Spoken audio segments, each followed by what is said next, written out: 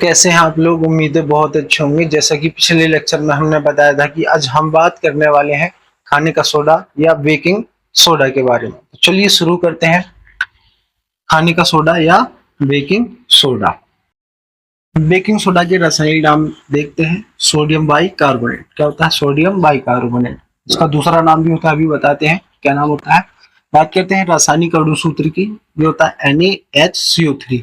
तो इसको तो बोला जाता है सोडियम बाइकार्बोनेट, और दूसरा नाम होता है सोडियम हाइड्रोजन कार्बोनेट, क्योंकि इसके अंदर बीच में क्या है, हाइड्रोजन देखने को मिल रहा है, इसलिए सोडियम हाइड्रोजन कार्बोनेट भी कहा जाता है। बात करते हैं बनाने की विधि। जब सोडियम कार्बोनेट के जलीय विलयन में कार्बन डाइऑक्साइड यानी कि CO2 गैस प्रवाहित करते हैं, तब सोडियम बाइकार्बोनेट प्राप्त होता है। तो सोडियम कार्बोनेट का जलीय विलयन होगा। क्या होगा? सोडियम कार्बोनेट का जलीय विलयन। इसमें कार्बन डाइऑक्साइड गैस प्रवाहित की जाएगी, तब क्या बनता है हमारा? Sodium bicarbonate. क्या बनता है? Sodium bicarbonate. आइए रिएक्शन के रूप में देख लेते हैं हमारा सोडियम कार्बोनेट। बात करते हैं कि सोडियम कार्बोनेट Na2CO3 होता है, किस प्रकार बनता है। N होता है हमारा सोडियम, इस पर +1 का चार्ज होता है। CO3 होता है कार्बोनेट, इस पर -2 का चार्ज होता है। ये अपने आयनों को कह सकते हैं, चार्ज को चेंज कर लेते हैं। तो Na2 यानी कि कार्बोनेट के आयन इधर आ जाएंगे और Na के कार्बोनेट के साथ चले जाएंगे। एक होता है, इसको हम लिखते नहीं है, तो हमारा Na2CO3 बन जाता है। इसको पास पास में लिख लिया जाता है, Na2CO3 ये बन जाता है। तो सोडियम कार्बोनेट का जलीय विलयन है, जल है साथ में, इसमें गैस प्रवाहित की जा रही है, कार्बन डाइऑक्साइड यानी कि CO2, तब हमारा NaHCO3 बन रहा है। क्या बन रहा है? NaHCO3। तो इसका नाम होता है सोडियम बाइकार्बोनेट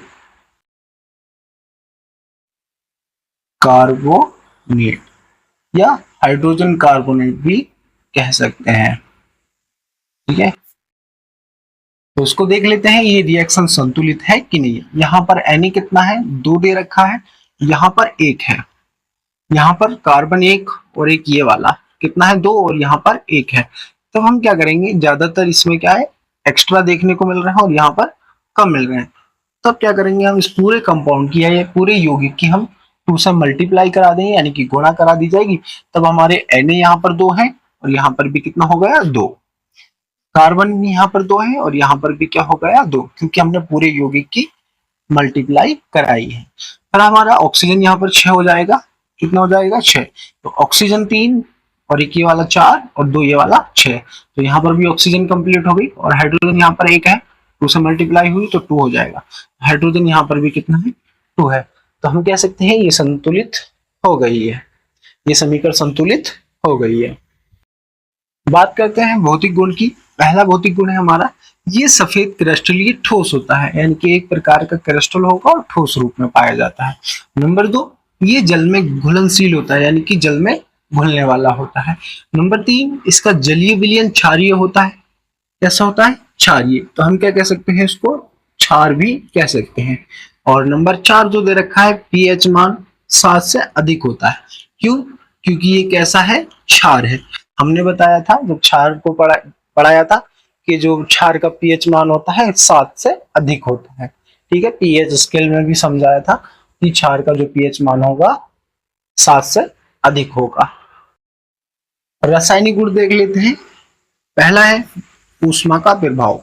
जब सोडियम बाइकार्बोनेट को 100 सेंटीग्रेड ताप पर गर्म किया जाता है, तब ये अपघटित होकर सोडियम कार्बोनेट, कार्बन डाइऑक्साइड तथा जल वाष्प बनाता है। यानी कि जब सोडियम कार्बोनेट को गर्म किया जाएगा, हीट दी जाएगी 100 सेंटीग्रेड तापमान की, तब ये अपघटित हो जाता है और बना देता हमारा सोडियम कार्बोनेट, यानी कि Na2CO3। अभी बात की थी यहाँ पर किस प्रकार बना। कार्बन डाइऑक्साइड यानी कि CO2, जल वाष्प यानी कि H2O बना देता है। आइए समीकरण के रूप में देख लेते हैं। ये हमारा होता है NaHCO3। क्या होता है? Sodium bicarbonate. क्या होता है? Sodium by carbonate. इसको गर्म किया जाता है कितने तापमान पर? 100 सेंटीग्रेड तापमान। गर्म होने पर इसका अपघटन होता है। अपघटन में बनाता है Na2CO3 यानी कि हमारा बनाता है सोडियम कार्बोनेट। क्या बनाता है? Sodium carbonate. और बनाता है कार्बन यानी कि CO2, कार्बन डाई ऑक्साइड, वो भी गैस के रूप में। क्या बनाता है? Carbon dioxide gas. साथ में होता हमारा H2 यानी कि जल वाष्प के रूप में बनाता है। देख लेते हैं ये रिएक्शन संतुलित है कि नहीं। वैसे देखा जाए जो ऊपर बनाई थी यानी कि जो बनाने की विधि थी उसी का बिल्कुल एकदम क्या है, ये अपोजिट है। जो हमारे सोडियम कार्बोनेट जलीय विलयन था, कार्बन डाइऑक्साइड गैस प्रवाहित करने पर सोडियम बाइकार्बोनेट बना, और सोडियम बाइकार्बोनेट को जब हमने गर्म किया 100 सेंटीग्रेड तापमान पर, इसका अपघटन हुआ। अपघटन होने पर सोडियम कार्बोनेट प्राप्त हुआ, कार्बन डाइऑक्साइड और जल बना, यानी कि ये वाष्प के रूप में बना। तो देख लेते हैं ये संतुलित है या नहीं है। यहाँ पर Na है 1 और यहाँ पर 2 है, बिल्कुल सेम वही है। तो हम क्या करेंगे, पूरे यौगिक की 2 से मल्टीप्लाई करा दी जाएगी। यहाँ पर Na यानी कि सोडियम 2 हो जाएगा, हाइड्रोजन भी यहाँ पर कितना हो जाएगा, 2 हो जाएगा, और यहाँ पर भी कितना है, 2 है। कार्बन यहाँ पर 2 हो गया, और यहाँ पर भी कार्बन कितना है, यहाँ पर 2 है। देख लेते हैं ऑक्सीजन, यहाँ पर 6 हो गया ऑक्सीजन, यहाँ पर 3, 2 5 और 1 6। हम कह सकते हैं ये रिएक्शन भी क्या है, संतुलित है। दूसरा रासायनिक गुण, अम्लों से क्रिया। अम्लों से अभिक्रिया करके सोडियम लवण, जल तथा कार्बन डाइऑक्साइड गैस बनती है।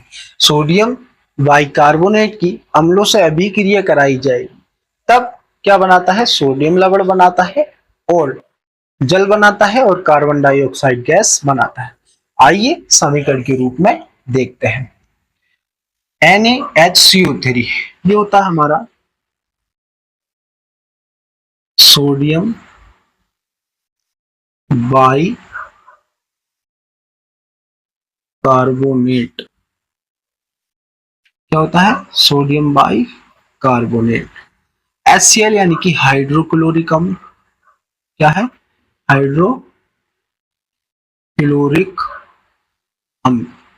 इन दोनों की अभिक्रिया कराने पर हमें प्राप्त होता है सोडियम लवण, यानी कि सोडियम के साथ Cl चला जाएगा, क्योंकि सोडियम पर प्लस का चार्ज होता है और Cl पर माइनस।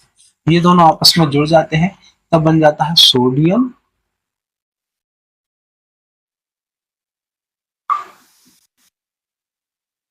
क्लोराइड। क्या बन जाता है, सोडियम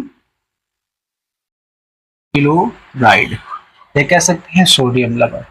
और हमारा बचता है यहाँ पर हाइड्रोजन, एक ये वाला हाइड्रोजन बचता है, हो जाता है हमारा H2 यानी कि 2 हाइड्रोजन हो जाते हैं, और CO3 बचता है। क्या बचता है, CO3 यानी कि कार्बोनेट। ये H2CO3 जो हो जाता है कार्बोनिक अम्ल हो जाता है। क्या हो जाता है,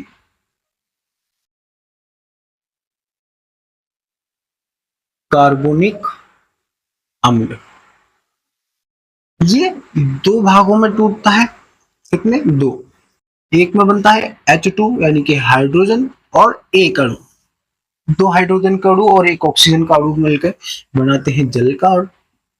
इसी प्रकार से यहाँ पर एक ऑक्सीजन चला गया, बचा यहाँ पर CO2 यानी कि एक कार्बन और ऑक्सीजन बचते हैं 2। तो इस प्रकार से हम कह सकते हैं, तो बना हमारा NaCl, साथ में बना हमारा जल और कार्बन डाइऑक्साइड गैस बनती है। और ये हमारी अभिक्रिया ऑलरेडी संतुलित है। उपयोग देखते हैं। पहला उपयोग है पेट की अम्लता को दूर करने के लिए। जो एसिडिटी होती है उसको अम्लता बोला जाता है, इसको दूर करने के लिए बेकिंग सोडा का यूज किया जाता है। नंबर 2, झाग वाले पेय पदार्थ बनाने में। झाग वाले पेय पदार्थ बनाने में, झाग वाले पेय पदार्थ क्या होते हैं, जैसे कि कोल्ड ड्रिंक्स हो गई, सोडा वाटर हो गया, ये हमारे झाग वाले पेय पदार्थ होते हैं। इसके बनाने के लिए बेकिंग सोडा का यूज किया जाता है। नंबर 3, आग बुझाने वाले यंत्रों में, जिससे कि आग बुझाई जाती है उस यंत्रों में, क्योंकि ये कार्बन डाइऑक्साइड को निकालता है और आग बुझ जाती है, जिससे कि आग का और ऑक्सीजन का संपर्क छूट जाता है जिससे आग बुझ जाती है। नंबर 4, कच्चे दूध को फटने से बचाने के लिए यानी कि ज्यादा समय के लिए रखने के लिए इसका यूज किया जाता है ताकि दूध खराब ना हो। नंबर 5, चर्म रोग दूर करने के लिए। चर्म रोग होता है हमारा स्किन वाला रोग, या कह सकते हैं जो त्वचा होती है, इसके रोग को दूर करने में इसका यूज किया जाता है। नंबर 6, बेकरी का सामान बनाने में। बेकरी का सामान जैसे कि ब्रेड हो गए, क्या ब्रेड, बिस्किट, क्या होती है बिस्किट, जैसे कि केक हो गया, आदि बनाने में, क्योंकि केक आदि बनाने में। नंबर 7, खाद्य पदार्थ बनाने में, क्योंकि जो खाने वाले पदार्थ होते हैं, भोज्य पदार्थ भी कह सकते हैं। उम्मीद है ये लेक्चर आपको अच्छे से समझ आया होगा। अगले लेक्चर में हम बात करने वाले हैं धामन सोडा या कह सकते हैं वॉशिंग पाउडर के बारे में। धन्यवाद।